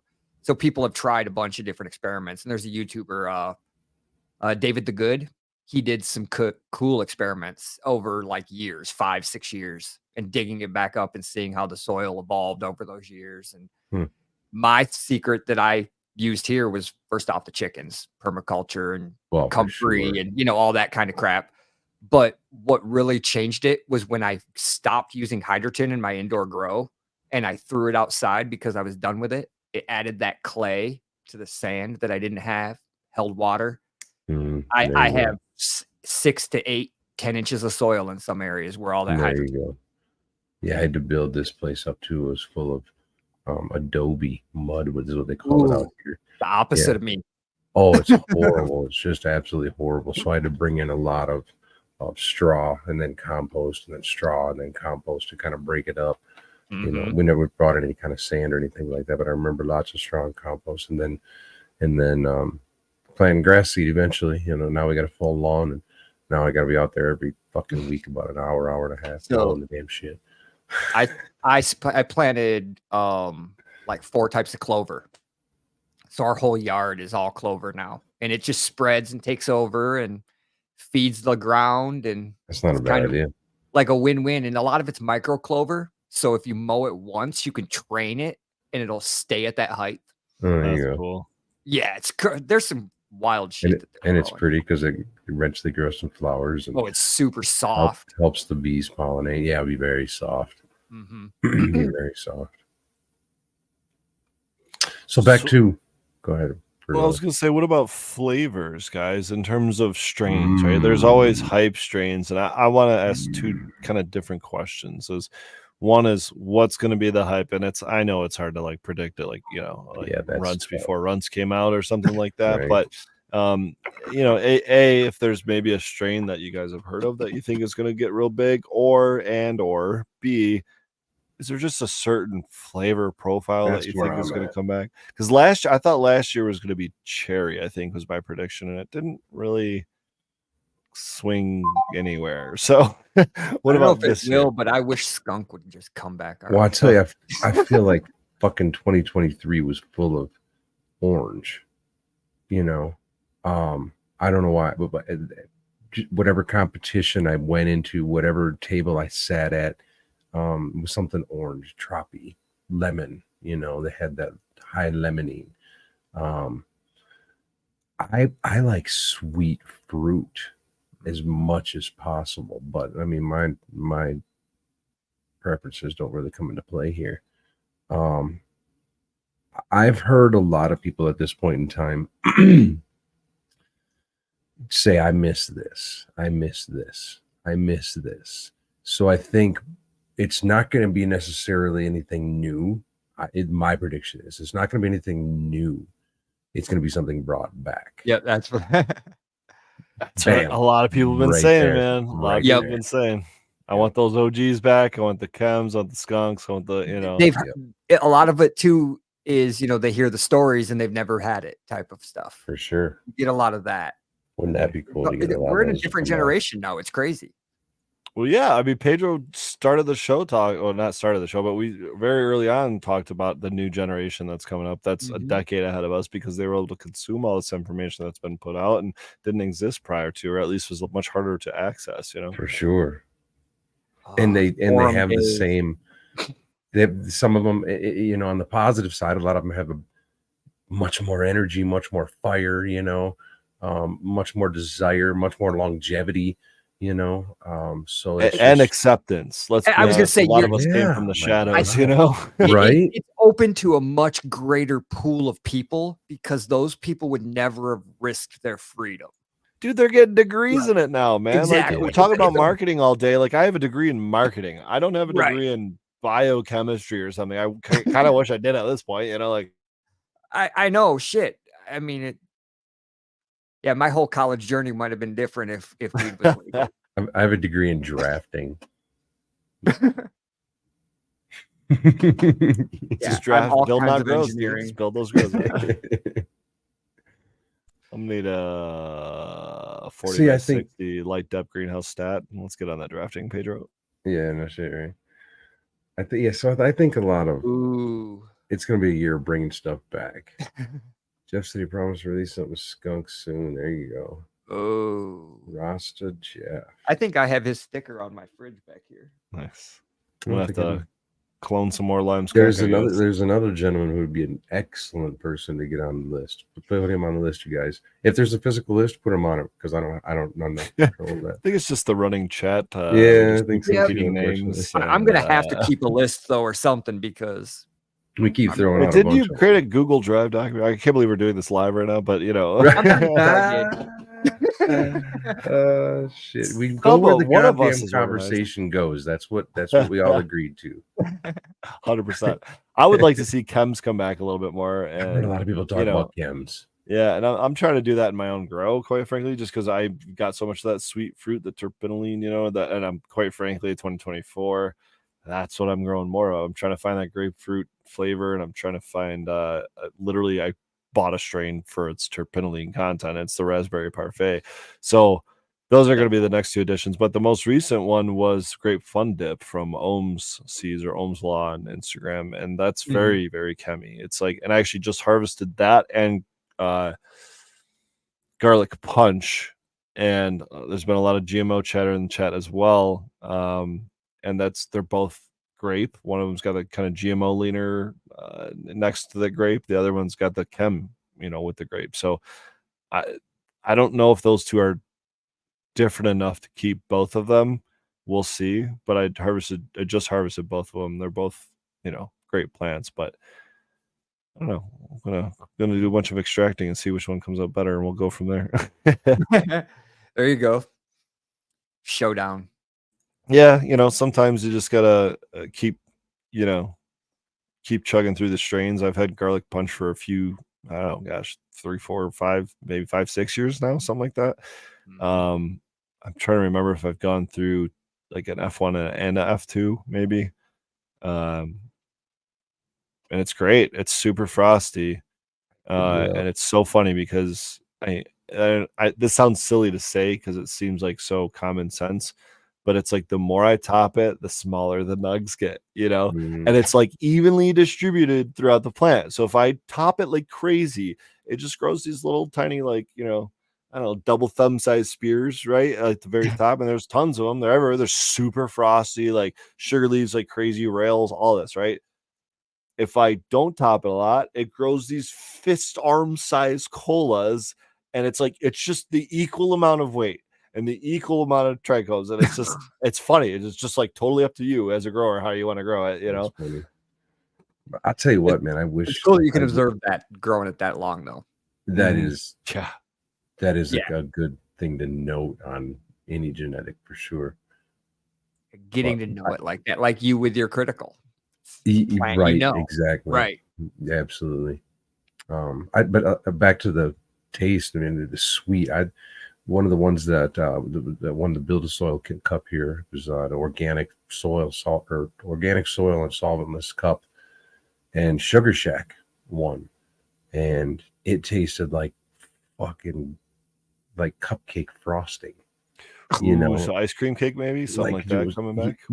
I mean, maybe, and actually, Eden has got a Chile Verde ice cream cake that we're playing with a little bit, and I know I took a little dabby of that, and that was just like straight caffeine, like holy shit. Actually, I think that was one of the dabs I had before the show when I came on I said that was probably about a month and a half ago now. And I was just over here. Holy shit. That was, yeah. Some dabs are too big with some cultivars for some people. So just know that. How many variables can you get out of one Oh dab, Pedro? my God. Let's not We go could there. probably list 24 real quick. Yeah. Oh yeah. There'd be a good long list. All right. So going through the flavors, nothing. Is there, okay, I got a question for you. Is there a strain or a flavor profile you'd like to see die this year and not come back? And I'll be honest, I know it's not huge really anymore, but I'm so sick of runs and just the thousands of variations of it. I've never grown it. I've Yeah. rarely even smoked it. I still see it out there, and it's a new name every time. I feel like it's one of those ones that like people are just naming us, and renaming rather to something runs. It's just like let that one die. But I think it's on its way out anyway, so maybe I'm too late on the kicking it on its way out. yeah, hitting its ass with the door. Can't think of any off the top of my head, but any of them at that level automatically need to go anyway. That's just Yeah, I would say personally for me, when everyone starts Yes. breeding it with everything, it's like, all right, Well, that's GMO. yeah, it's just I'm sick of That's GMO. I mean, GMO's been overdone more than I think any other strain I would I've say seen so. in my Probably. growing career, at least. Probably. For me, I don't have anything that I want to see go away. To me anymore, I watched for the Westlow Collective over here. He's north of me some 15 miles. And he gets into telling me the genetics of each one of them. And by the time he's 3 or 4 generations deep, I'm like, what the fuck? Like, what are we even, how far is this the Bible? Like, how far do we have to go back here? This is a little well, until we get to the pedigree important papers. one. Yeah, like skunk or like, like something that you're gonna recognize. So it's for me, it's flavor. Because to me, I've found a lot of them that I think a lot of consumers come into the market, they expect peanut butter breath to have some kind of a peanut butter. They expect Oreos to be a little sweet. They expect Sugar Shack to be sweet. They expect, they have certain expectations. And when that flavor doesn't meet that name, which a lot of times through 99% of the time, 100 if it's coming from a dispensary. I can't argue. I'm just kidding. Well, I mean, it's a joke, but jokes come from reality. Where the fuck was I going with that? So I don't. It's flavor has to match the name. It's a very confusing thing for somebody coming into the new market, and I think names are just a fucking label anymore. It's just like I wish that we would X2 get away if you from wanted those to. names. I wish we had a better system. I know it's so hard because what was everybody that? wants to know where every genetic came from, and I think maybe that's inherently the problem. Like, why can't I just call it this now? Yeah. I mean, if you want to go buy the Bible, go look for it yourself and go look. But it's this now. I don't know. In Michigan, growing up, my weed didn't have fucking names. And as I got older, just randomly, I started getting told, well, it's this. I don't care. It's what you're selling. So it's what I'm buying. And then as it went on, options. We got options now, bro. Yeah, now we have options. And now I wish that those names didn't sound like they sounded back in the 90s. I just wish, like GMO, at least if you know what it means, you kind of get an idea. Well, sorry. No, that's what I appreciate about a lot of the strains I grow, and I've never named or renamed any of my strains. They've always come from the breeder. Even when the breeder has renamed the strain, I've just followed their direction, and I'm fortunate. That's on their plate. Yeah, I mean, ultimately it is, man. They're like, that's their art, so who am I to like call it something other than what it is? Right. I'm very fortunate that Clementine tastes like an orange. Like Lime skunk tastes like skunk mixed with the lime juice. That garlic punch tastes like GMO mixed with grape punch or something, a grape, Yeah. I don't know, juice, I guess. Uh, Cobra milk, I don't know what a snake tastes like, but it's definitely like a Fruity Pebbles cereal milk flavor. Like there's definitely a milky creaminess to it that stands out more so than uh or is in its own category. And I haven't really had too many strains like that. I know obviously cereal milk has been bred, with a lot of different strains, but I think that's its own category that might expand a little bit more here in this year. We'll see. But yeah, the naming of the strains, if it's named Detroit Runts, I have no idea what to expect out of that. Yeah, that's what I'm kind of getting at. I don't have a problem if it describes it, but the further we went, the further away from that I feel like we've gotten.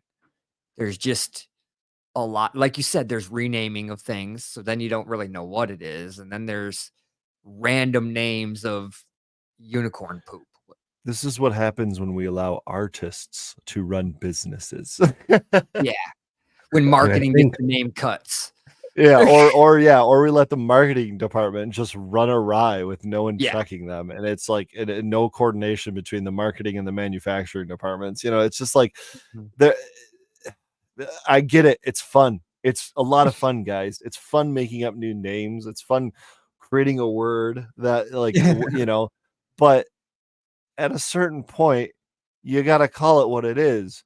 It's a bud that was grown by Lake Superior, like it's Superior Right. Buds, that tells me Yep. what he is, Um, I know Fergoli doesn't do that. There's obviously Yeah. some history behind that name, but that's why I put a plant in the logo. Now That's why I wish, for a while, Leafly tried to do that new system where they had like the boxes and the pie chart or colors and whatever. that, Yeah. it had like it was like a symbol that you could look at and you could kind of decipher the basics of what it was. I wish we had something that was simple so you could understand, like, oh, I like things that are in this color family, or I like things that are, I don't know what They it is. even trademarked their colors for indica, sativa, and Oh, hybrid. really? oh my And if God. you were caught using that color scheme on your packaging, they were sending you cease and desist letters. See, they should be open. They should have created an we need an open Encouraged it, right? standard. Or Yes. yeah, you need some sort of open source standard, someone that's. Go ahead, Pedro. And what if you take the same cultivar and grow it in 5 different microclimates? One is grown in I think that the one is lab grown in results should Boston, determine what the symbol looks like, though. Like, I think that's where That's it more gets to. fair. Yeah. Because Like, my that point would- was, you can your take the lab same results can clone. tell you. You have to test for terpenes, though, and Alaska, Exactly. as far as I'm Absolutely. aware, is Yeah. the only state that requires it. Absolutely. Because you can like, my point was, you can take the same clone and grow it in 5 different microclimates, and it's going to taste at least minimally different, potentially. 100%. Might even look different. Yeah, it might most likely will, Yeah. because of stressors and Phenotypic expression. fucking holy shitload of variables. But so then it's all got the same name. Right. But now That's the everybody issue. now when somebody comes from Oklahoma and then they go out to Cali, they're like, wait, that's not what lime skunk was, or that's whatever the X name.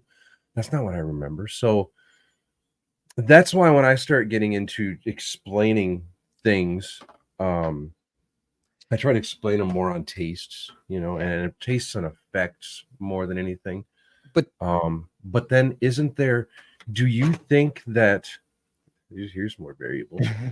Do you think that what tastes like oranges to me tastes like oranges to you? And or do you Can we think see the that same color red? exactly, Dude, dude, I'm colorblind. I love this type of argument. Yeah. And right. and are the flavors the same, and is the high the same? Yeah. And The answer is no. right. And then Different for everybody. the genetics as well. You have some like newer crosses that aren't as stabilized, and they're going to express 50 different ways. And then you got something like you are talking about for Girly, where you've got a lime skunk that comes out lime skunk. Well, and I now chose between 2 different phenos. I hunted a Oh. pack, right? And there was different phenotypes in that pack. Even One it- of them was much frostier, one of them was more voluminous, one of them was more lime, one of them was more skunk. Ultimately, I had to make a decision between the 2. Mhm. It just similarly, I had someone DM me recently, "Hey, is this the pack of clementine that you popped?"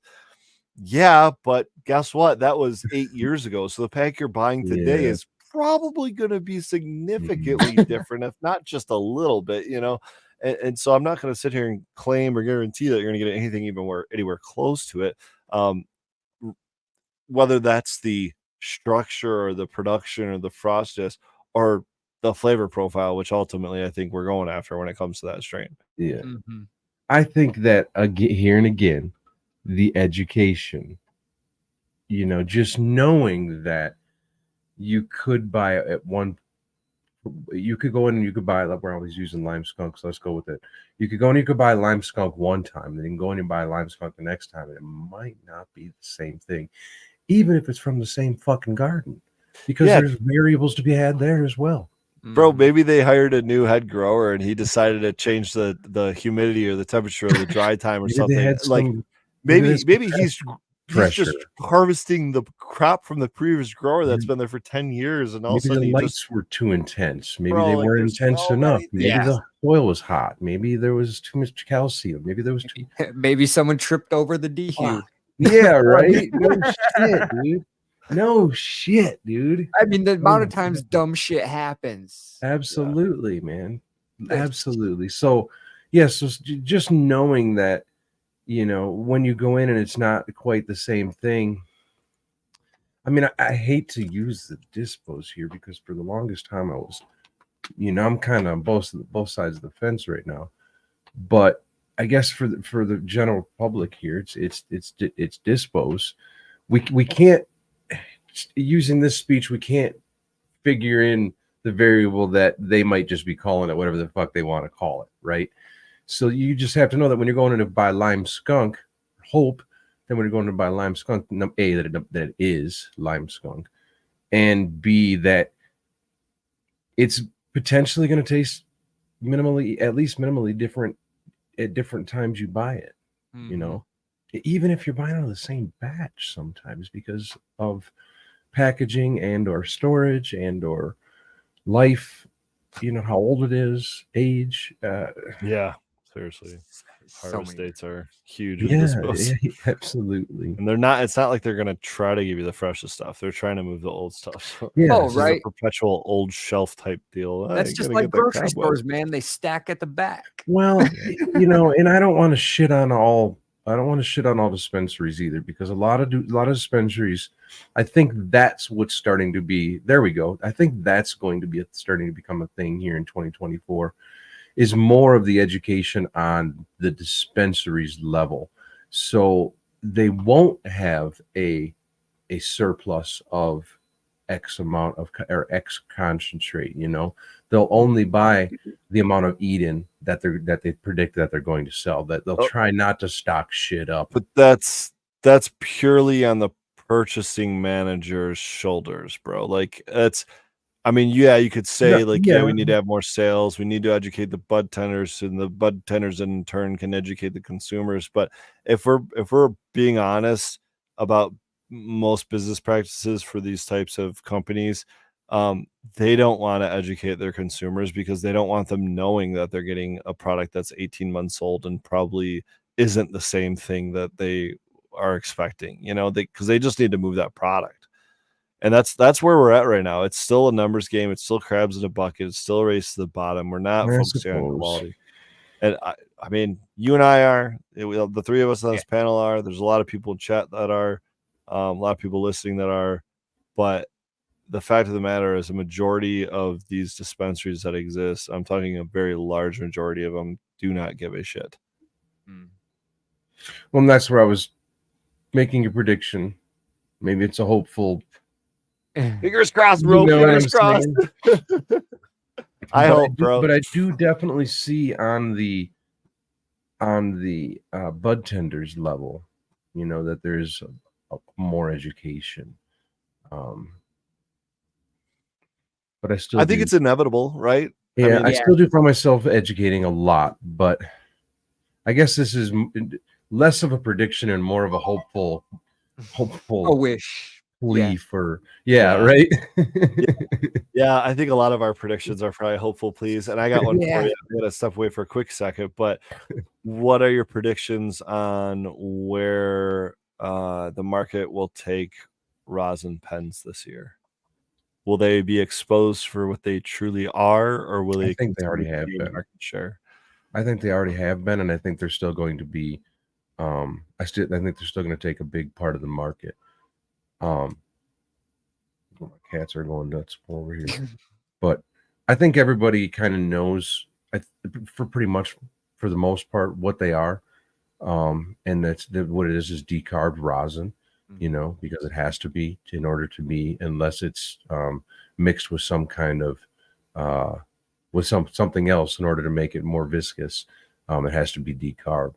So I mean, you're essentially vaping decarbed oil, and then we start talking terpenes and everything like that. And it's always been kind of my dislike for carts. When I first started pressing rosin, I first started turning it into carts. I was just like, oh, you guys are killing my rosin, blah blah blah blah. But then sales were just through the roof, and people Right. were just That's loving them and buying more and more and more and more. So then there came the convenience level. So I think at the end of the day, you're consuming the same thing at the end of the day, as far as the THC THCA conversation. As far as the terpenes, variables again. How was it decarbed? Was it decarbed in an open jar? Was it decarbed in a closed jar? Was it taken care of.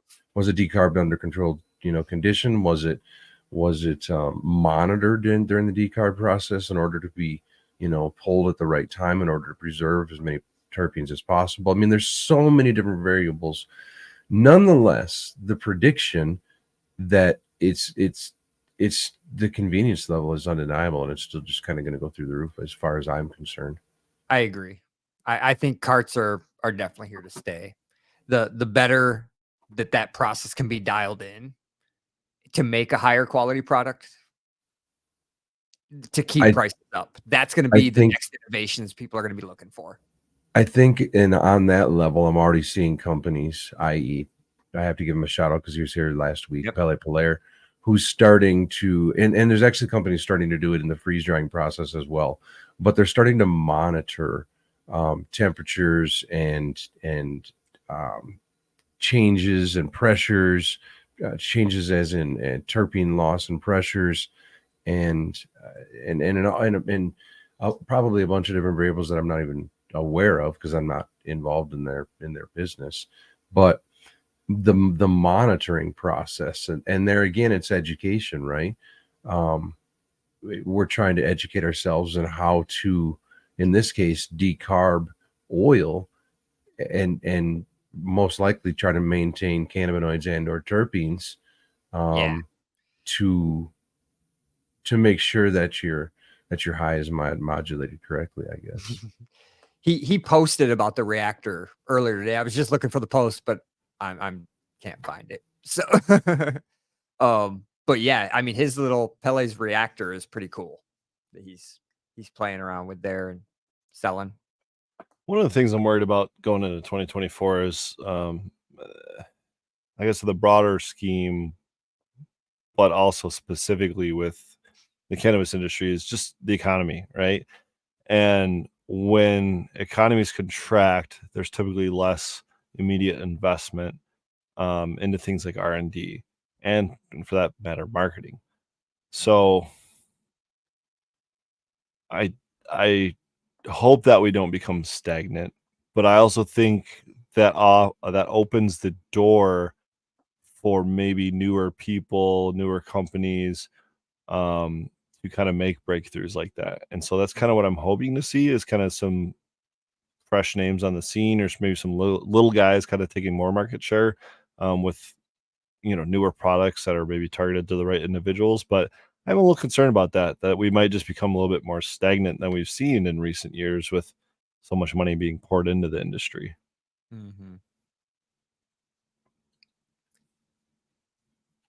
I need And, munchies. I'm I got one for keep you. glancing. What is that? Is that a nut mix? Raisins, dried apricots, dried sweetened banana chips, roasted and salted peanuts, dried sweetened pineapple, roasted and salted almonds, sweetened dried cranberries and walnuts. It's the luau mix. I like it, dude. That's good. So Ooh, you good. got the Chex Mix over there. I got shit. Oh, I heard a cat or something somewhere, so I had to go running and find out if there's a cat dying somewhere. What the hell was going on? And then as I was going, I was trying to remember where my chocolate was, and I was like, "Wait, we got a show going on. I can't get sidetracked." I've got Yeah. some for you. And now I'm suffering for the next 15 minutes, dude. I'm gonna sit at the counter. Yeah.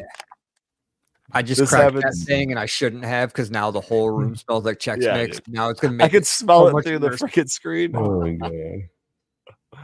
Oh my we god. do this every time in the MBGS. We end up like spending the last like 10, 15, maybe 30 minutes talking about food munchies.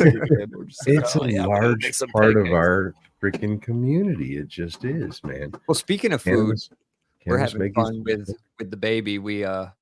I'm teaching him gardening, so we sprouted Ooh. 10 different apple seeds, and we've got 10 little paper cups. We've got 2 of them Nice. ground, and every day he's coming Nice. up and apple trees, like, let's Oh, go. yeah. That's Like, awesome. Going back to the munchie thought, do you think, no, on a serious level though, do you think that it ties in with the question of why gummies, why chocolates, and as far as if we're taking a medicine, why are we having to eat a chocolate or eat a gummy or eat a Again, you it think- has very little to do with medicine and a lot to do with regulation. Agreed, but Come on, do you please. think that there's assuming marketing is a large portion of that, which we have thought, do you think that the munchie part of that has been included in the marketing of having something? Because think about it, man, you're sitting around and you're high already because you just ate a Right. gummy, and you see that thing of gummies over there and you're like, gummies. like that, I was You gonna just say eat that's one another of the gummy. worst things that happened to us was someone Pretty- made the puppy pretty- chow, the peanut butter chocolate cereal mix crap Mhm. infused. So it was, Mhm. they're like, here, eat 3 pieces and you'll be I'm good. So we in. ate 3 I'm pieces. in. Then about a half hour later, we all had the munchies and we're just sitting there eating more and more. Yeah. Holy shit. Yeah. Like, that's just a spiral. It's bad and or good depending on who you are. It was a fun night, but yeah. I think I was listening to a podcast. I think it was Shane Gillis, a comedian, was telling a story about it. He did that kind of unknowingly or accidentally or just whatever. He was already too high or drunk or something and started doing that with mushrooms. Just had the Oh. munchies and started just pounding a whole bag of mushrooms. Oh my goodness. That could Yeah, be a that could tough make one. for a long weekend. There are some people real. who, and I really don't. Of course, we can't test anything yet, and we can't. Let's just put it that way. We don't have federal funding to do a lot of testing, a lot of research that we need to do. But there's a lot of people who can't take edibles. Not can't, It but doesn't affect them. well, I guess they're that side of the fence as well.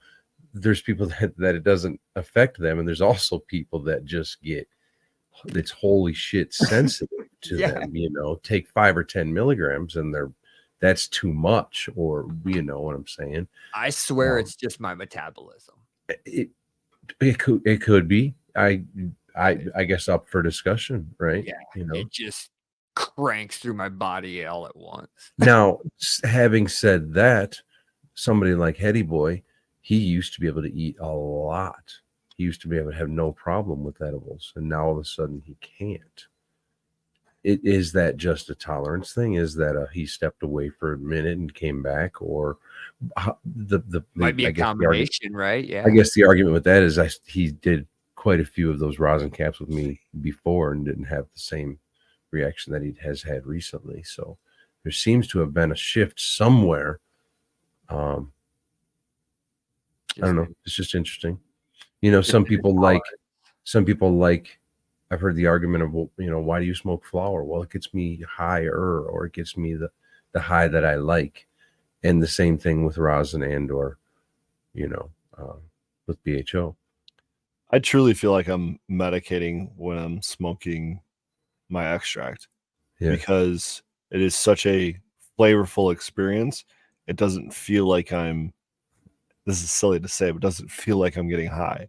You know what I mean? There's certainly that aspect to it, but I'm not just getting like so face slam stupid that and that's not what I'm going for either. Right. And so that's kind of where I feel like it's more of a medication. Whereas, tell you what, guys, I smoked half of a donut before we got on the show. I was pretty silly before the show. You know what I mean? Like it's for sure a different kind of high. It doesn't mean that just flour, just extracts are gonna work a certain way or whatever. But for me at this point, that's kind of where I'm at with it. I definitely like the mix. I've definitely found out recently for me that if I take edibles, as in those rosin caps, which I usually do, every subsequent dab from there on out seems to be exponentially more intense, to the point where, yeah, most recently it's been almost too intense. I have to almost be careful when I mix the two, where I'm like, whoa, this is almost like this is reaching, maybe I have a ceiling. I was gonna say that's the fun thing about a lot of different strains, that it's not just your personal tolerance that obviously comes into play, but each strain has a ceiling, and sometimes strains have low ceilings in which it doesn't take much to get high, but once you smoke, maybe a joint or half a joint of it, and you have that effect, you can keep smoking joints and you're not going to get any higher. Sure. Whereas some strains have a very high ceiling, and that means you might smoke a half a joint and get high, but you might finish that joint and be pretty fucking high. You might smoke another one and get really fucking high. And you might just keep going, right? It's And that's a stackable. high ceiling. Yeah, it's stackable. Think about warehouse versus a cave or something, right? Like Then I see people, from their very first fucking experience as a dad. It's like, what are you doing? I've seen them just lay out flat in front of me after taking, because they think they can inhale 7 hits, or you know what I'm saying, or do a 700-degree dab or something. Yeah, That's it's often what just it is too. It's like education, right? Yeah. Education. Yeah, maybe that's the other thing too. Maybe I should kick up this nail to 700 degrees and just start ripping my face off with dabs, and maybe that'll be the experience, But like, no, it's not. There's a shout out. There's a new podcast, Rosin Evolution's part of, and if I knew the other names, I'd be more accurate with it. But it's called Hot Dabs, and they do an in studio interview, and it's a shorter show. I want to say it's within 45 minutes or an hour, and they do progressively hotter dabs, and then just talk. That's like the Hot Wings show. That's hilarious. Yeah, Yeah, that's funny. and then just kind of talk shit about the cannabis. That's pretty good. I like that. Yeah, they involve play. games and stuff into it and whatnot, So yeah, God. yeah. Actually, there's Evan just said it right there. The Hot Dabs podcast. That's Yep. exactly. And supposedly here, Adam just came out with one. Oh, and the Hot Wings show right there. Yeah, so there's a bunch of them. Yeah. Yeah, I mean, gosh, how much of that is our industry just taking tech or IP or whatever it is from another industry and applying it, I guess that's where I was going with where I was thinking. My thought process was going. We especially with the hash industry. Let's just stick there for an example. We went from the 5-gallon washers, right? At least for automation, we went from our 5-gallon washers, and then we just scaled them up to, let's say, the Osprey, right?